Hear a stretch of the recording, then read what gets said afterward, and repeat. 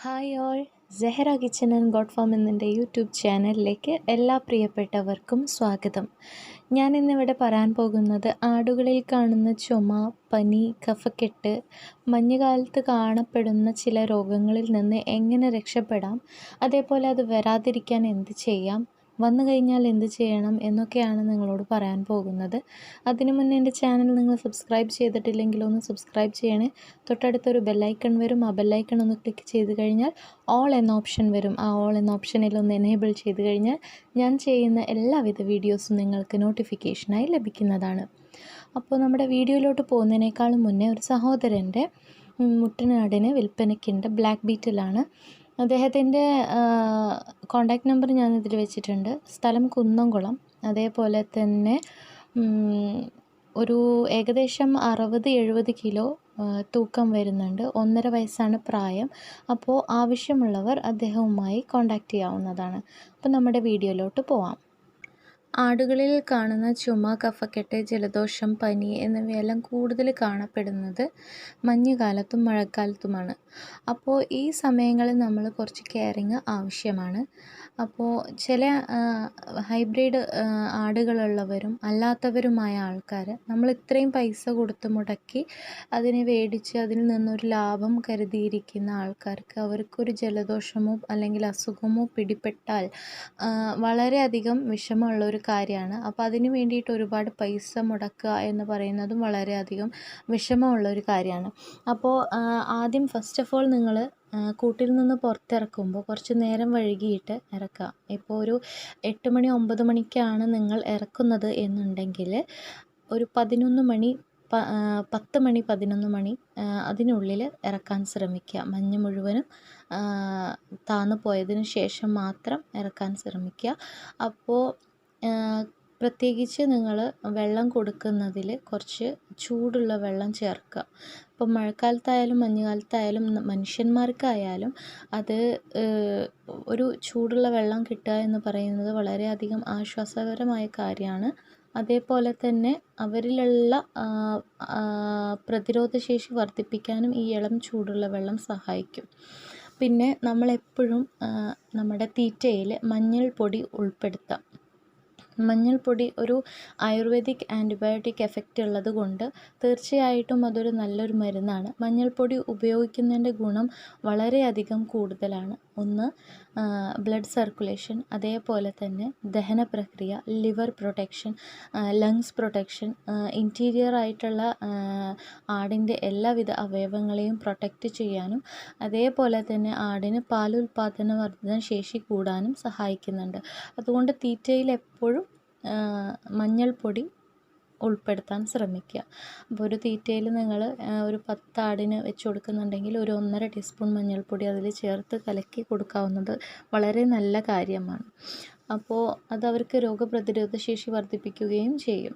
അപ്പോൾ ഇടയ്ക്കൊക്കെ നീമിൻ്റെ, അതായത് ആര്യവേപ്പിൻ്റെ ഇല കഴിക്കാൻ കൊടുക്കുക. ഒരു 4 എണ്ണോ 5 എണ്ണോ വീതം കഴിക്കാൻ കൊടുക്കുക. അതേപോലെ തന്നെ ഇതൊക്കെ പ്രതിരോധ ശേഷി വർദ്ധിപ്പിക്കാനുള്ളൊരു വഴിയാണ് പറയുന്നത് കേട്ടോ.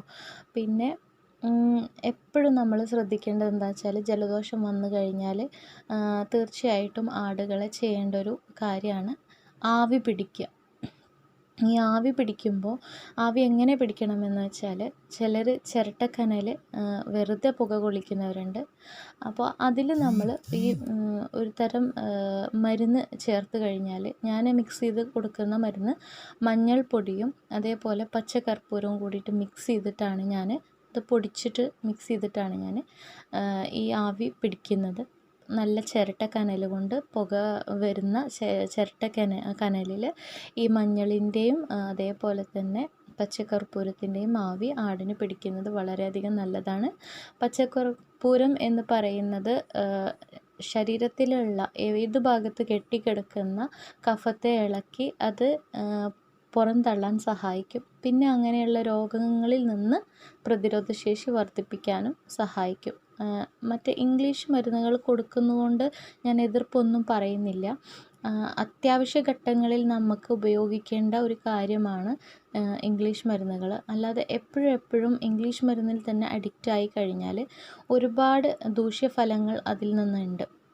അപ്പോൾ പരമാവധി മാക്സിമം നമുക്ക് പ്രകൃതിയിൽ നിന്ന് എന്തെല്ലാം ആടുകൾക്ക് പ്രതിരോധ ശേഷിക്കും, അതേപോലെ തന്നെ അവർക്ക് അസുഖങ്ങൾ വരാതിരിക്കാൻ എന്തെല്ലാം കൊടുക്കാൻ പറ്റുമോ അത് കൊടുക്കാൻ ശ്രമിക്കുക. ഇപ്പം നമുക്ക് ഒരു ഉദാഹരണം പറഞ്ഞു കഴിഞ്ഞാൽ, നമുക്കൊരു പനി വന്നു കഴിഞ്ഞാൽ ആ പനിയെ നമ്മൾ ഒരു 2 ദിവസം വരെയൊക്കെ ഒന്ന് കാക്കും. മാറിയിട്ടില്ല എന്നുണ്ടെങ്കിൽ ഒരു ഡോക്ടറെ കാണിച്ചു കഴിഞ്ഞാൽ ഇംഗ്ലീഷ് മരുന്ന് എഴുതി തരും, ആൻറ്റിബയോട്ടിക്സ് എഴുതി തരും. അതേപോലെ തന്നെയാണ് ഇവർക്കും എഴുതി തരുന്നത്. അത് കൊടുത്തു കഴിഞ്ഞ് കഴിഞ്ഞാൽ അപ്പോൾ ആ പനിയെ തല്ലിക്കെടുത്തുകയാണ് ചെയ്യുന്നത്. അപ്പോൾ അതിനേക്കാളും നല്ലത് ആ തല്ലിക്കെടുത്തുന്നത് ഉള്ളിലെവിടെയെങ്കിലുമൊക്കെ ഒളിച്ചിരിക്കുന്നുണ്ടാവും. അപ്പോൾ അത് കുറച്ച് ദിവസങ്ങളും കൂടി കഴിഞ്ഞാൽ ഈ ആൻറ്റിബയോട്ടിക്കിൻ്റെ എഫക്റ്റ് കഴിഞ്ഞാൽ വീണ്ടും വരും. അപ്പോൾ അത് ഇല്ലാതിരിക്കാൻ വേണ്ടിയിട്ടാണ് ഈ ആയുർവേദിക് മെഡിസിൻ കൊണ്ട് നമ്മളിത് ചെയ്ത് കഴിഞ്ഞാൽ അതിൻ്റെ ശരീരത്തിൽ എവിടെയെങ്കിലും അതൊരു ചെറിയ രൂപത്തിലായിട്ട് പ്രത്യക്ഷമുണ്ടെങ്കിൽ തന്നെ അത് മുഴുവനായി അതിൻ്റെ ശരീരത്തിൽ നിന്ന് ഉന്മൂലനം ചെയ്യാൻ സഹായിക്കുന്നുണ്ട്. അതുകൊണ്ടാണ് ഞാൻ ഇത്രയും ഡിഫൈൻ ചെയ്ത് പറയുന്നത്. ഇതൊക്കെ അറിയുന്നവരുണ്ടായിരിക്കാം, അവരോടെല്ലാം അറിയാത്തവരോടായി പുതിയതായി വരുന്ന ആൾക്കാരോടാണ് ഞാൻ ഈ പറയുന്നത്. തീർച്ചയായും സപ്പോർട്ട് ചെയ്യുക. അതേപോലെ തന്നെ നിങ്ങളുടെ ഞാൻ കൂടുതൽ ചുമയുള്ളപ്പോൾ ഞാൻ ആടിന് കൊടുക്കുന്ന ഒരു മരുന്നാണ് ആടലോടകത്തിൻ്റെ ഇല. അത് എല്ലാവിധ കാലാവസ്ഥകളിലും ലഭിക്കുന്ന ഇലയാണ് കേട്ടോ. മഞ്ഞിലും മഴയിലും വെയിലിലും അതേപോലെ കാറ്റുകാലത്തും എല്ലാ കാലത്തും കിട്ടുന്ന ഒരു ഇലയാണ് ആടലോടകത്തിൻ്റെ ഇല. അതൊരു 5 ഇല ഞാൻ എടുക്കും മാക്സിമം. മിനിമം ഒരു 3 ഇലയെങ്കിലും കിട്ടണം.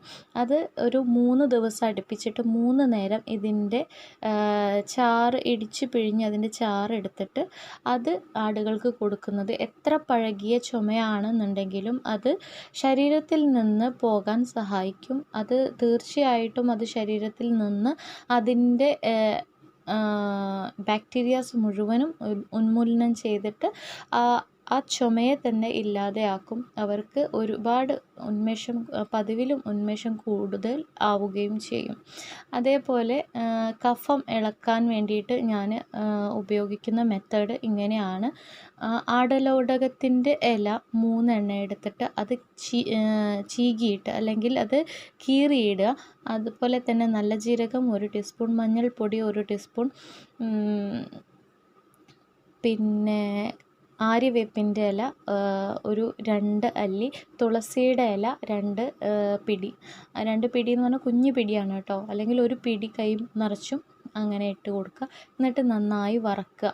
വറുത്തിട്ട് ആ വറുത്തൊന്ന് മൂത്ത് വരുമ്പോൾ നമ്മൾ ഒരു 5 ഗ്ലാസ് വെള്ളം എടുത്തിട്ട് അതിലേക്ക് ഒഴിച്ചു കൊടുക്കുക. എന്നിട്ട് അതൊരു 3.5 ഗ്ലാസ് വെള്ളം ആവുന്നത് വരെ നല്ലോണം വറ്റിച്ചിട്ട് അത് ഇടയ്ക്ക് കൊടുത്തുകൊണ്ടിരിക്കുക. അപ്പോൾ ഈ വെള്ളം കൊടുക്കുമ്പോൾ അത് ഞാൻ എൻ്റെ കണ്ണുകൊണ്ട് കണ്ടിട്ടുള്ളതാണ്. വെള്ളം കൊടുക്കുന്ന സമയത്ത് നമ്മുടെ ശരീരത്തിൽ അല്ലെങ്കിൽ ആടുകളുടെ ശരീരത്തിൽ നമുക്കിത് ചെയ്യാം കേട്ടോ. ആടുകളുടെ ശരീരത്തിലുള്ള കഫം മുഴുവനും അതിൻ്റെ കാഷ്ടത്തിലൂടെ പുറത്തു പോവുകയും ആവശ്യമില്ലാത്ത നീര് മൂത്രത്തിലൂടെ പോവുകയും ചെയ്യും. അതിലൂടെ ഒരുപാട് രോഗങ്ങൾ, കെട്ടി നിൽക്കുന്ന നീര് വളരെയധികം ബുദ്ധിമുട്ടാണ്. പനിക്കുന്ന സമയത്ത് കെട്ടി നിൽക്കുന്ന നീര് വളരെയധികം ബുദ്ധിമുട്ടുള്ള ഒരു കാര്യമാണ് ആടുകൾക്ക്. അപ്പോൾ പിന്നെ ചെയ്യേണ്ടത് എന്താണെന്ന് വെച്ചാൽ നമ്മൾ കൂടാണ് പിന്നെ ശ്രദ്ധിക്കേണ്ടത്. നമ്മൾ കൂട് എപ്പോഴും ക്ലീൻ ചെയ്ത് വെക്കുക. ചെയ്യുന്നവരുണ്ടാവാം. എന്നിട്ടും എൻ്റെ കൂട് ഞാൻ എന്നും വൃത്തിയാക്കുന്നതാണ്, എന്നിട്ടും എൻ്റെ ആടുകൾക്ക് രോഗം പോകുന്നില്ല എന്ന് പറയുന്നവരോടാണ് ഞാൻ ഈ പറയുന്നത്. കൂട് വൃത്തിയാക്കിയത് മാത്രം പോരാ, ആ കൂട്ടിൽ ഒന്നരാടം അതായത് ഒരു ദിവസം ഇടവിട്ടിട്ട് നമ്മൾ ചിരട്ടക്കനൽ ഉപയോഗിച്ചിട്ട് ഇത്തിരി ആര്യവേപ്പിൻ്റെ ഇല ഒരു 5 എണ്ണം നന്നായിട്ട് കീറി ഇട്ടിട്ടും, അതേപോലെ തന്നെ മഞ്ഞൾപ്പൊടി 1 ടീസ്പൂൺ എടുത്തിട്ട് ഒന്ന് വെതറി കൊടുക്കുക. അത് ഓരോ പിഞ്ച് എടുത്തിട്ട് ഈ കനലിലിട്ട് കൊടുക്കുക. ഈ ഇല 2-3 എണ്ണം ഇട്ട് കൊടുക്കുക. അങ്ങനെ കുറേശ്ശെ ഇട്ടിട്ട് കൂടിൻ്റെ അടിയിലും അതേപോലെ കൂടിൻ്റെ ഉള്ളിലും പുകയിപ്പിക്കാൻ ശ്രമിക്കുക. അപ്പോൾ ഈ പുക ഈ കൂടിൻ്റെ ഉള്ളിലും അടിയിലും കൊടുക്കുമ്പോൾ ഇതിൻ്റെ ഉള്ളിലുള്ള ബാക്ടീരിയ, ഫംഗസ്, വൈറൽ ഇൻഫെക്ഷൻസ് വരുന്ന ഇൻസെക്ട്സ് ഇതെല്ലാം നശിച്ചു പോകും. അതേപോലെ ഞാനിത് വൈകുന്നേരമാണ് ചെയ്യുക. കാരണം എന്താണെന്ന് വെച്ചാൽ വൈകുന്നേരമാണ് കൂടുതൽ കൊതുകും അതേപോലെ പ്രാണികളും കൂടുക. അപ്പോൾ ആ ടൈമിലാണ് ഞാനിത് ചെയ്യുന്നത്. അപ്പോൾ കൂടിൻ്റെ ഉള്ളിൽ ആടുണ്ടാവും. അപ്പോൾ അതിൻ്റെ ശ്വാസം അതിന് അത് ശ്വസിക്കാൻ കൊടുക്കുകയും അതേപോലെ കൂടിൻ്റെ ഉള്ളിലൊന്ന് കുറച്ച് നേരം ഒന്ന് വെച്ചിട്ട് പുറത്തെടുക്കും. എന്നിട്ട് കൂടിൻ്റെ അടിയിലൊന്ന് കാണിക്കും. അപ്പോൾ ഇതൊക്കെയാണ് നമ്മൾ കുറേയൊക്കെ ശ്രദ്ധിക്കേണ്ടത്. ആയുർവേദപരമായിട്ട് നിങ്ങൾ കൂടുതൽ അടുത്ത് കഴിഞ്ഞാൽ ഒരുപാട് കാലം ആയുസ്സോട് കൂടിയിട്ട് നമ്മുടെ ആടുകളെ സംരക്ഷിക്കാൻ നമ്മൾക്ക് കഴിയും. അപ്പോൾ ഇന്നത്തെ എൻ്റെ വീഡിയോ എല്ലാവർക്കും ഇഷ്ടമായെന്ന് വിചാരിക്കുന്നു. എല്ലാവർക്കും ഉപകാരപ്പെടട്ടെ. എല്ലാവരും ആരോഗ്യം ആഫിയത്തോട് കൂടിയിട്ട് ജീവിക്കട്ടെ ഒരുപാട് കാലം. അപ്പോൾ എൻ്റെ വീഡിയോ ഇന്നിവിടെ സമാപിക്കുകയാണ്. തീർച്ചയായും നിങ്ങൾ എൻ്റെ വീഡിയോ കാണണം, ഷെയർ ചെയ്യണം, സബ്സ്ക്രൈബ് ചെയ്യണം. അതേപോലെ തന്നെ എല്ലാവരിലേക്കും ഇത് പകർന്നു കൊടുക്കുകയും വേണം.